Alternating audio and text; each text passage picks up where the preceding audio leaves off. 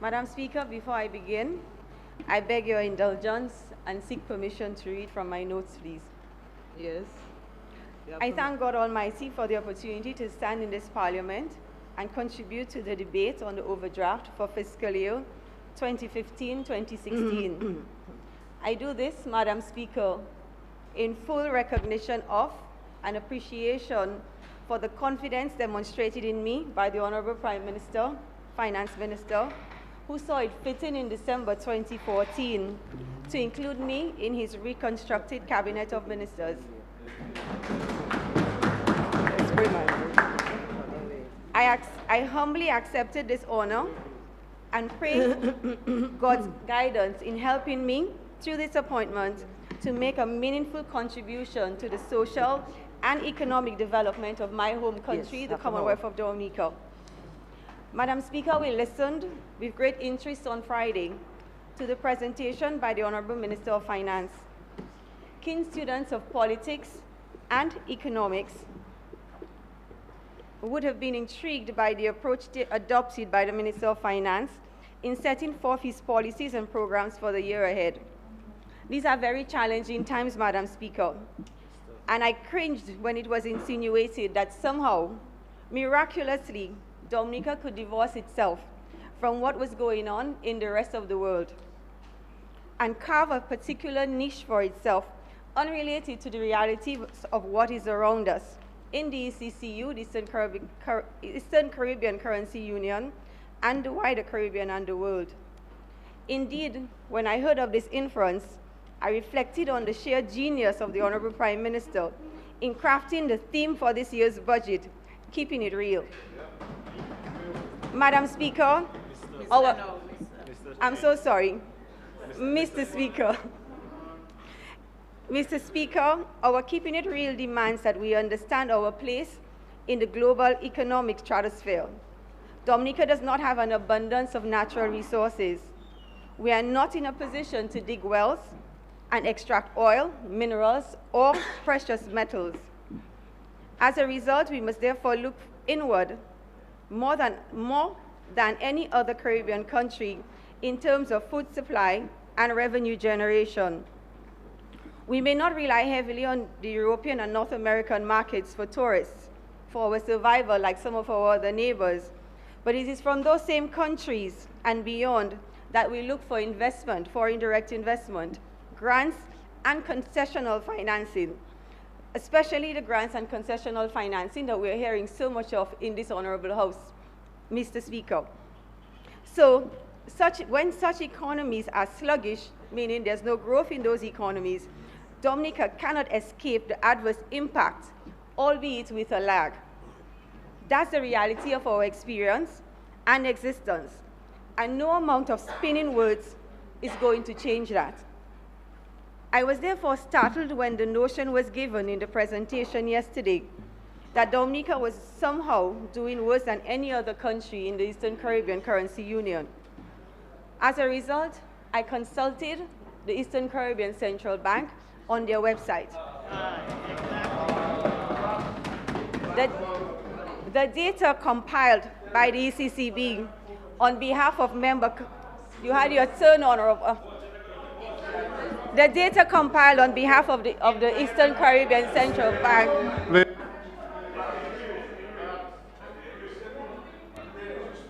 Yes, she is. No, we've been given. Order, please. Order. Now, let us allow the Honourable Minister to develop her points in response to some of the arguments that have been brought up. Let us pay attention, please. You may continue. Thank you, Mr. Speaker. As I try to keep it real as an economist, I consulted the website of the Eastern Caribbean Central Bank, and I wish to share with this Honourable House the data that was presented on the website. The impact of the global recession was evident based on the statistics in the Eastern Caribbean Currency Union from 2009. A review of the statistics show that on average, the regional economy contracted by 3% between 2009 and 2011. while our local economy grew by 0.3%. We saw a decline. Here it is, we're seeing a decline of 3% in the currency union as a whole, while we, albeit marginal, realize real growth. What is happening here clearly is most of the larger economies in the ECCU are primarily driven by tourist arrivals and the impact of tourism on the overall economy, as well as foreign direct investment in the tourism industry.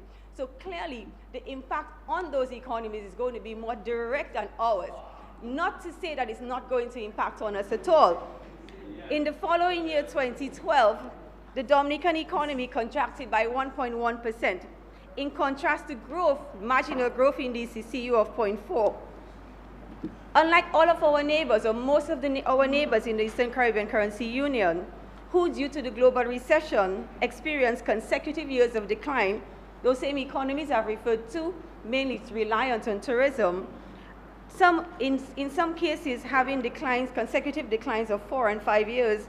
In our local economy, we had 1 year of decline. Madam Speaker, Mr. Speaker, I'm sorry. By 2013, our local economy grew at the same rate as the regional economy. And in 2014, growth in Dominica outpaced that of the currency. Mr. Speaker, I will let this Honourable House and the listening public decide for themselves whether this data, the data that I've presented to this Honourable House, sounds like an economy that is being mismanaged.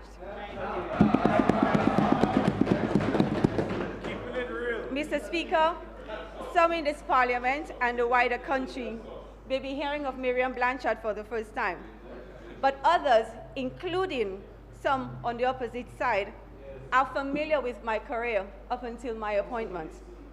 The reality is I have lived and worked in several Caribbean countries for more than 18 years and have been part of the stabilization efforts of a number of them while working as an economist out of Dominica at the Eastern Caribbean Central Bank and then in Barbados at an IMF Technical Assistance Center, CARTAC.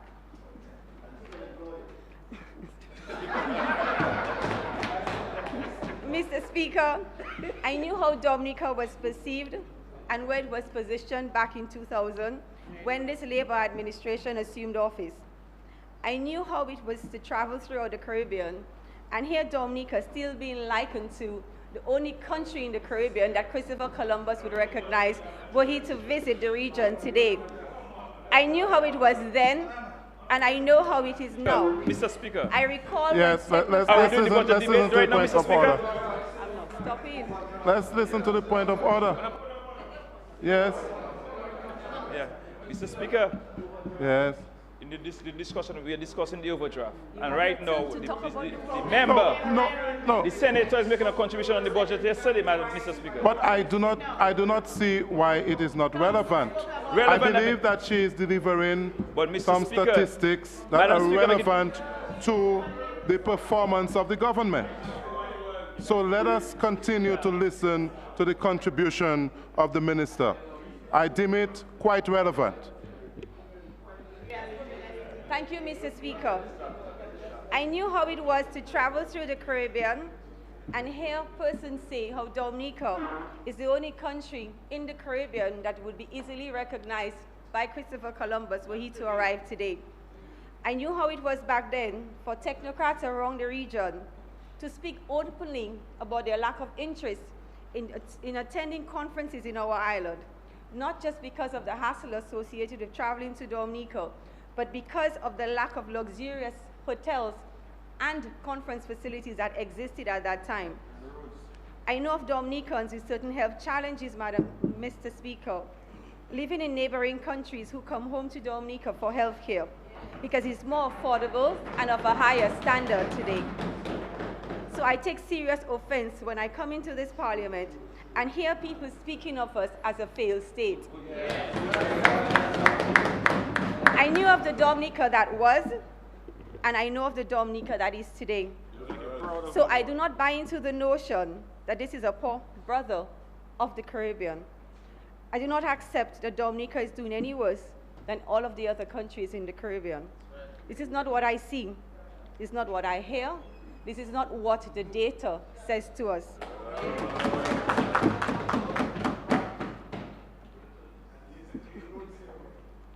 I ask permission. Continue. So let us agree, Mr. Speaker, that Dominica is performing as good as any other and better than some in the wider region. I want to also recall the presentation yesterday where we heard so much of what still can be done in addition to this budget that was presented to the Honourable House on Friday. And it begs the question, all of these additional things that should be done, that should have been included in the budget, an international airport complete with a complete office, removing all taxes associated with the tourism industry. If one were to put a number or dollar figure on all of those additional initiatives, it would probably amount to millions and millions of dollars. But we did not hear of one thing, Mr. Speaker. How would this be financed? We have already established the sources of financing of a government's operations. Revenue, we're saying that we should not tax the people of Dominica anymore. Debt, although this government has a record of being able to negotiate debt on concessional terms, we're being told that the debt is too high. Grants, people are doubting the ability of this government to attract even more grants from our friends. How would those additional initiatives be financed? We have yet to be told in this Honourable House. Moving on to the area that I am assigned to, projects. We have heard in this Honourable House by the Honourable Prime Minister, Minister of Finance, and my colleague, Minister for Public Works and Ports, a detailed overview of the major infrastructures projects that were presented in the budget. Our capital projects is the way that this government intends to provide a boost to economic activity, create jobs, and ultimately improve the living conditions of citizens of this country and alleviate poverty. We've already identified and established the number of friendly governments that will provide grant assistance to finance our capital budget. The Government of the People's Republic of China, the Government of the Bolivarian Republic of Venezuela, Government of Mexico, and we also have grants assistance budgeted from the EU under the BAM program, Madam as Minister, well as the CDB. I would want to bring you back to the overdraft, please. I'm hearing the word budget a little too often.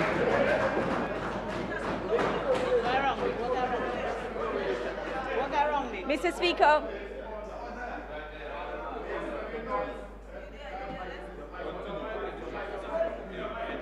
let me guide the minister. I would just want to bring you back to the overdraft facility and let us focus on that a bit, please. Mr. Speaker,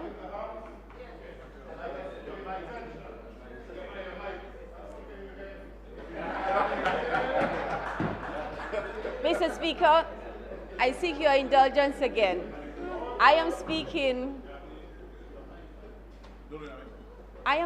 about the financing of the government's operations and capital budget, which is no different from what is presented to this Honourable House at this time, the government's overdraft. Yes. I am saying to you that some of the ways that we intend, as presented in the budget, to finance the capital program is through grants.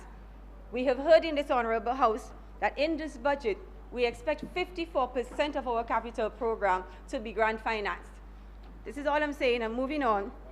Another option available to the government, as presented in the budget, is a drawing down of loans or new loans on concessional terms. It is important to point out at this stage that loans negotiated by this government has contrasted sharply with what has happened in the late 1990s. Yesterday, we heard in this Honourable House that in the late 1990s, a bond floating in Trinidad and Tobago in excess of $120 million was done and negotiated at a rate of 9%, with an effective rate of 14% because of the manner in which that bond was structured.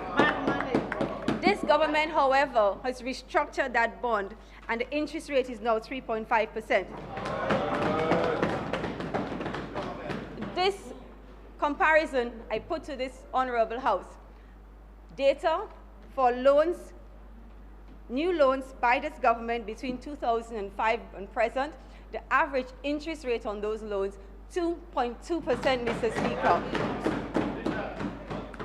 In our discussion on debt, it is important to assess what type of expenditure the new loans financed. Based on research, the vast majority of the new debt over the years was to meet costs related to the development of the island's infrastructure, which is consistent with the government's GSPS. The role of infrastructure in the economic development is well chronicled. We can all relate to the importance of transportation, roads, bridges, air and seaports, water, communication in our daily lives, and how accessing them can enhance our standard of living. In the case of the economy, improvements in a good road network or seaports, for example, will go a long way in enhancing productivity and, by extension, competitiveness in the private sector, allowing them to contribute more to the economy. These are the things we are targeting with the capital program as presented to this House. Emphasis on infrastructure can also assist countries in attracting much needed foreign investment. I think here we are on the same page as the other side of this House, and boost economic activity. As a result, the government continues to place emphasis on the development of our infrastructure as we seek to reduce poverty and improve the living standards of all while stimulating the economy. Therefore, I will emphasize that money spent in building the island's infrastructure and transportation systems, like roads and bridges, are in effect are examples of money well spent. One may ask how I arrived at this conclusion. It's very simple. A lack of good infrastructure, like those that I mentioned before, could lead to additional costs to businesses. Let us use an example of an agro-processor. Road transportation is very important to move raw materials or commodities to the plant. A lack of roads could cripple such a business venture or cause the company to use a less direct or longer route to get to the plant. This, of course, is going to add to your cost of production. Additionally, more road infrastructure, a better road infrastructure would assist in the quality of the commodity once it gets to the plant. For example, if the roads are bad, the commodities at the back of a truck is getting bounced around. By the time it gets to the plant, the quality is going not be as good as we would want it to be. Additionally, a good road network is also required to transport finished goods to warehouses, retailers, as well as air and seaports for export. Reliable water, electricity are also considered part of a country's infrastructure and therefore also important to the production process. Having available and good quality infrastructure therefore reduces the cost of production and productivity through a better use of resources and ultimately leads to improvements in competitiveness. All of this will improve the investment climate and provide a boost to our local economy. These improvements will likely result in an expansion in jobs and businesses. Again, this ties back to how this government intends to improve the lives of citizens in this country. The third and final source presented in this budget for financing the capital program is local funds, which according to the budget estimates will finance 28% of the capital program. Local funds refers to revenue from taxes, the sale of government assets, drawing down on savings, and non-tax sources, including the Citizenship by Investment program. The popularity of the citizenship programs has risen in recent years, with a number of governments attracted to it because of the potential large financial inflows from these clients to the respective economies in exchange for citizenship or residency. Research on such programs revealed that they have been around for decades. This is not new, Mr. Speaker, albeit in different forms. In recent times, the structure of programs have changed as countries try to differentiate their programs from that exists in other countries. In other words, to attract more business, countries have tailored to what they think persons are looking for. Case in point, this government's real estate investment option, which I should indicate has generated much interest in the marketplace thus far.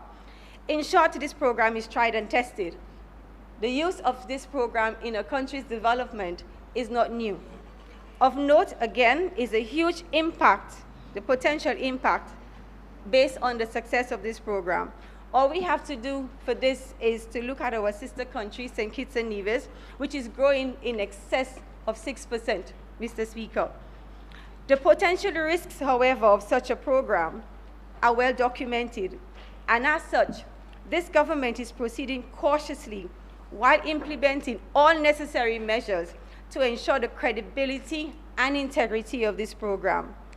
In this regard, Mr. Speaker, we have spared no effort to ensure that our due diligence is second to none. With this in mind, there is little doubt that the revenue budgeted for this program can in fact be achieved. Mr. Speaker, one may ask the purpose of an overdraft. Today, I listened to different takes on what the purpose of an overdraft is. The overdraft is required as what we call bridge financing or temporary financing. As the name implies, the facility will be used for cash flow management in the running of the government, in particular in the execution of its public sector investment program. Having an overdraft is not new and is customary. This is not unique to the Government of Dominica today or a government of another day in the same country. Small businesses, even like mine, I have an overdraft facility available to me. In the running of any operation, overdrafts are necessary as an insurance policy. In the case of this government,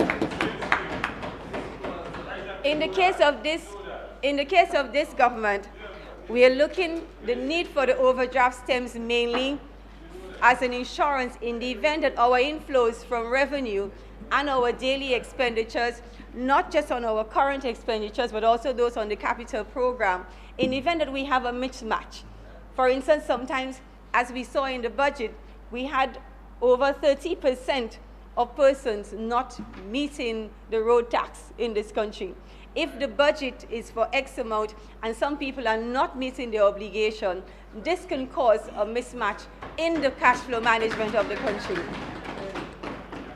So the overdraft is not to finance new things, but rather it's bridge financing for our capital program until we are able to meet the conditions for, like we've heard from some of the institutions, some of the onerous requirements required. This overdraft is going to assist us in moving forward with the implementation of our projects until receipt of the grant or loan funds. What is important, Mr. Speaker, is the fact that the commercial banks have approved those overdraft facilities. And we know from our personal experiences, those of us who are business people in another life, that those commercial banks will not approve any credit facility except they have confidence that that credit facility is going to be repaid. If there is any doubt of repayment, those overdraft facilities or those credit facilities will not be approved. What does that mean? This clearly speaks to the confidence of the local financial institutions in the running of this administration. I regret that I do not have additional data, but it would be interesting for us to go back and look at data on the primary surpluses that we've been able to record in the past few years, going back to the same time that I heard reference to an IMF document. I actually saw it in an IMF document where we had consistently recorded a number of primary surpluses. Anyway, with those brief notes, Mr. Speaker, thank you for your indulgence. I lend my full support to this discussion on the overdraft. Thank you.